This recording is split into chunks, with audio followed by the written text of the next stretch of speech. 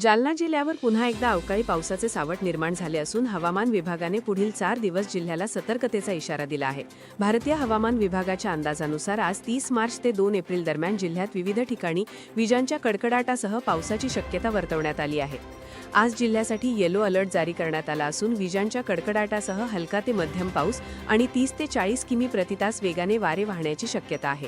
विशेषतः उद्या म्हणजेच 31 मार्च रोजी जिल्ह्याला ऑरेंज अलर्ट देण्यात आला असून 50 ते 60 किमी वेगाने वादळी वारे वाहतील आणि काही ठिकाणी मोठी गारपीट होण्याची शक्यता वर्तवण्यात आली आहे।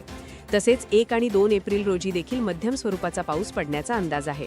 विजांच्या कडकडाटाच्या वेळी नागरिकांनी अनावश्यक हालचाल टाळावी, विजेच्या तारा, जुनी झाडे आणि ट्रान्सफॉर्मर पासून दूर राहावे। मेघगर्जना होत असताना झाडाखाली उभे न राहता सुरक्षित ठिकाणी आश्रय घ्यावा, असे आवाहन जिल्हा प्रशासनाने केले आहे। हवामानातील या बदलांकडे दुर्लक्ष करू नका आणि सतर्क रहा। पाहत रहा जालना लाईव्ह। धन्यवाद।